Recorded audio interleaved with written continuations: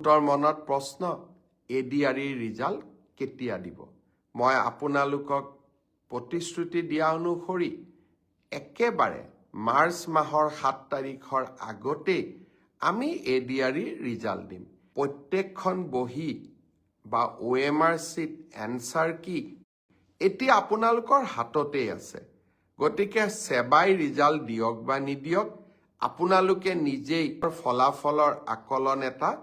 কৰিয়েই ল'ব পাৰে এডভান্টেজ অসমৰ পিছত মই দেখি আছো মোক বহুতবোৰ প্ৰশ্ন সুধি আছে কিছুমান প্ৰশ্ন মই চাই লম আৰু গোটেই কেইটা প্ৰশ্নৰ উত্তৰ মই এডভান্টেজ অসমৰ পিছত আপোনালোকক দিম বিশেষকৈ এডিআৰি ৰিজাল্ট কোন তাৰিখে দিব অসম পুলিচৰ ৰিজাল্ট কোন তাৰিখে দিব প্ৰাদেশিকৰণৰ কাম কোন তাৰিখে আৰম্ভ হ'ব এই গোটেইবোৰ ৰিজাল্ট এই গোটেইবোৰ খবৰ গোটেইবোৰ প্ৰশ্নৰ উত্তৰ এডভান্টেজ অসমৰ পিছত দিম